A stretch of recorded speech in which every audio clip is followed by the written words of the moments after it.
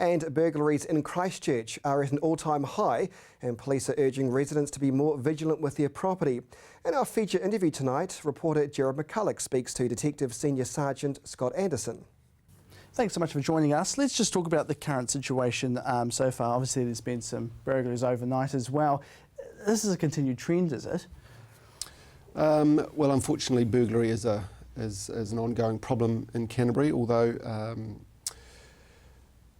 we're doing some good things at the moment. We have currently got a focus on for the next 2 months, really focusing on burglaries and car crime in Christchurch. August has historically been identified as a bit of a blip month for us in Canterbury. Do you know why that is? Why is that?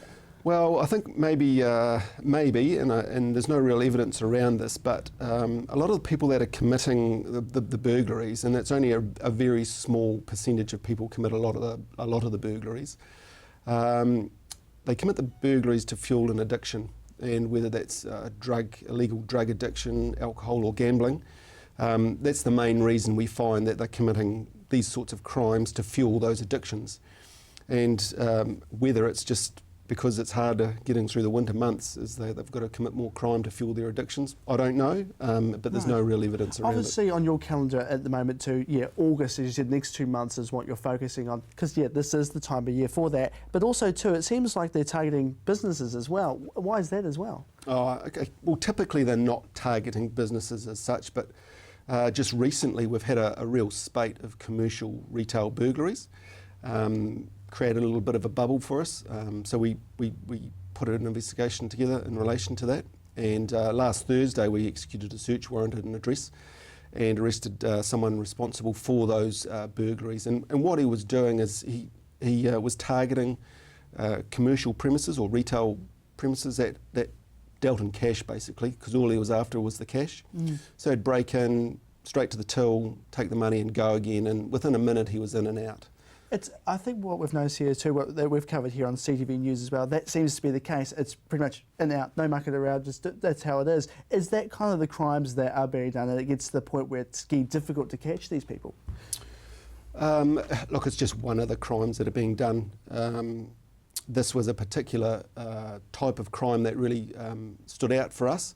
However, there are other type of crimes around that are reasonably prevalent at the moment, and that is the tradesmen's vehicles are getting targeted as well. So we really need to get the message out there to the tradesmen to keep their vehicles off the street at night, up the drive, under security lights if they can, or behind locked gates. Because obviously that's been quite a concern for the last couple of years as well, hasn't it, with obviously rebuild going on? Yeah, that's right. Look, we've got all these great people coming into our city to help rebuild it, and they're getting their stuff stolen to prevent them carrying on and helping to rebuild our city. So just little things about marking their tools or recording serial numbers of their tools, and trying to get those trade vehicles off the roads at night and into properties, secure properties. You say things like marking tools, obviously, so you can identify them, and obviously definitely the barcodes. We've talked about this before as well. That you're keeping the serial numbers, isn't it, on products, and you can trace them back.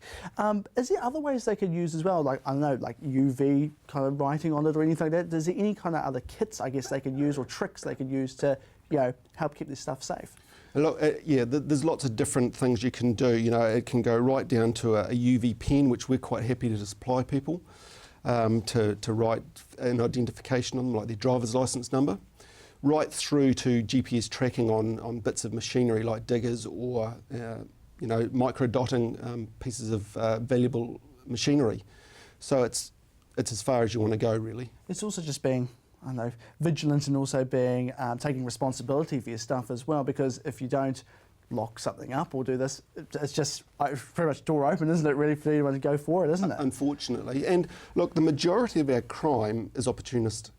So they see something that's not locked down, bolted down, they'll grab it and go. Absolutely, because obviously, as we've talked before earlier in this, you said like August is the hardest month. It's not like people are sitting at home going, oh, it's nearly coming to August. Yeah, that's right. It's nothing like that, as you just said. It's more, oh, there it is, go for it. And I guess, and that's, I suppose, the biggest target for you at the moment, to crack down on that. It is.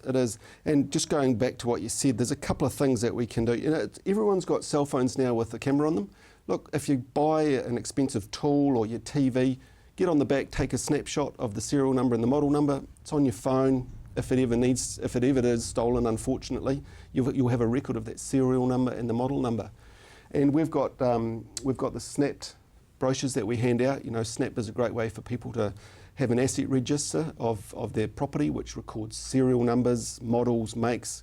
So they've got that asset register if they ever become a victim for their insurance company and for the police, so we can recover items and get them back to owners. On a bit of a positive note in some ways, I remember we spoke about this before as well, that Canterbury actually, although we hear a lot of these burglaries going on, Canterbury actually does pretty well, doesn't it, when it comes to this, compared to other areas around New Zealand? Is that true? I think it is true. Yeah, Canterbury is a safe place to live, and the Canterbury Police are very committed to reducing the crime rate and making the community a safer place. Also, okay, so what's next now? So obviously the next couple of months, what kind of physical things are you guys be doing? So we've got extra staff that we're throwing at this burglary focus. So there's quite a few prongs around it. So a lot of it is we call it target harden people. So it's getting in front of people, and we're doing a push for the construction industry as well. So like I said earlier, just getting the message out there about getting their tools marked, recording serial numbers, getting their vehicles off the roads at night, making sure these building sites are locked up tight. If they can, get CCTV on them, that sort of thing.